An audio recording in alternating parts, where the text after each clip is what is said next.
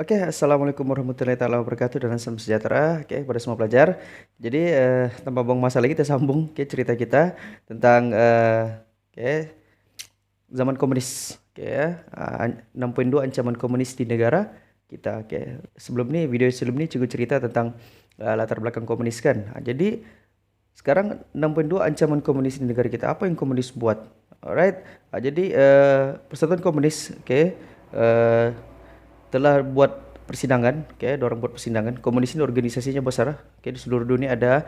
Jadi mereka buat persidangan di India, dorang memutuskan bahwa komunis perlu bergerak lebih agresif lagi. Mereka perlu melawan kuasa-kuasa imperialis. Contohnya macam Belanda melawan British. Jadi kalau di konteks di tanah Melayu, melawan British lah. Jadi mereka mau bentuk sebuah negara baru yang itu Republik Komunis. Jadi apa yang komunis ini buat?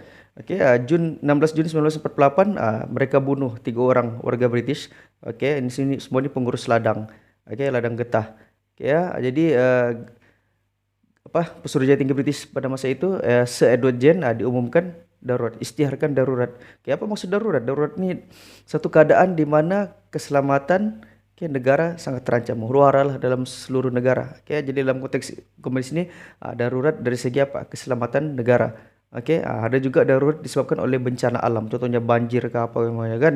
Lepas itu ada juga darurat eh, kesehatan. Contoh kena wabak macam kita sekarang kan, pandemi COVID-19 kan. Jadi semua keadaan darurat ini, dia punya undang-undang berbeza, tidak sama dengan hari-hari normal. Tentera akan take over, pihak berkuasa akan take over pengurusan negara. Ikut siapalah, ikut jenis darurat yang berlaku. Kalau ini darurat keselamatan, jadi tentera, penguasa apa semua, polis kan, mereka yang take over pengurusan, and then mereka yang kawal negara. Ada undang-undangnya. Jadi kalau diumumkan pada undang-undang darurat pada masa itu tidak boleh keluar di rumah. Pada waktu malam tidak bolehlah keluar rumah. Jadi maksudnya pihak berkuasa mempunyai kuasa penuh terhadap keselamatan negara pada masa itu. Kita ada runding-runding sudah. Jadi itu keadaan darurat. Jadi darurat ni memang pada masa ini sangat bahaya lah. Nyawa penduduk tanah Melayu, dan orang-orang British yang ada di tanah Melayu pada masa itu sangat terancam. Dan kamu tengok nih, dia punya darurat, undang-undang darurat ni sampailah ke Perak, sampai ke Johor. Dan akhirnya ke seluruh tanah Melayu darurat. Dan kamu tengok di gambarnya. Kereta api disabotaj oleh komunis. Dorang bom tu landasan kereta api untuk melumpuhkan ekonomi British. Untuk kasih lemah British. Lepas tu dorang bakar kenderaan-kenderaan, ladang apa semuanya. Tujuannya untuk apa? Melumpuhkan ekonomi. Jadi bila ekonomi lumpuh, senang dorang take over tanah Melayu daripada British. And then kita tengok tindakan-tindakan komunis ni, apa keganasan yang mereka buat. Pertama, of course mereka melumpuhkan ekonomi. Sejak undang-undang darurat dikuatkuasakan, makin dorang ganas.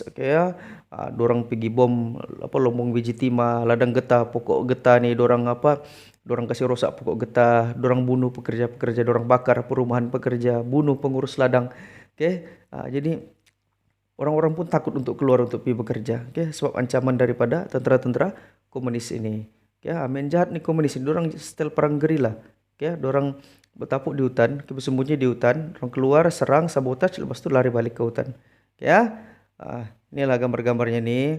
And then terusnya komunis merosakkan infrastruktur, jalan raya, jalan kereta api, jembatan, rumah-rumah kan. Pipe air apa semuanya. Jadi memang berwara lah pada masa itu. Ah, Memang patutlah isytiharkan darurat seluruh negara. Mereka rosakkan infrastruktur. Dan seterusnya apa? Komunis mengancam keselamatan rakyat. Mereka ugut, sabotaj, menganiaya, merompak, dorang membunuh, menculik, macam-macam lah kejahatan mereka buat. Dorang lempar bom, dorang bakar surau, bakar masjid, bakar rumah penduduk orang kampung. Sampai supaya orang takut dengan komunis. Dan yang terakhir, komunis mengancam pasukan keselamatan. Bukan saya orang biasa, polis pun mereka mau bunuh, tentera pun mereka mau bunuh. Banyaklah. Jadi kalau kamu mau tengok nih, ada 2 filem nih kamu patut tengok. Yang cerita tentang zaman komunis nih, keganasan komunis. Pertama kamu tengok cerita Bukit Kepong. Cerita Bukit Kepong. Ini komunis menyerang balai polis di Bukit kepung. Oke, situlah mereka bertembak habis-habisan melawan komunis. Oke, inilah ini dicerita nih apa mereka mengancam pasukan keselamatan kan. Polis pun mereka serang. Oke, and then Paloh.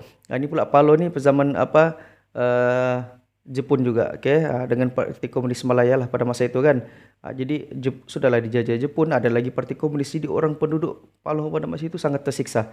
Ini ada di punya film 2 nih kamu tengok. Baru kamu dapat gambaran yang jelas bagaimana betapa dahsyatnya keganasan komunis pada zaman itu. Alright. Jadi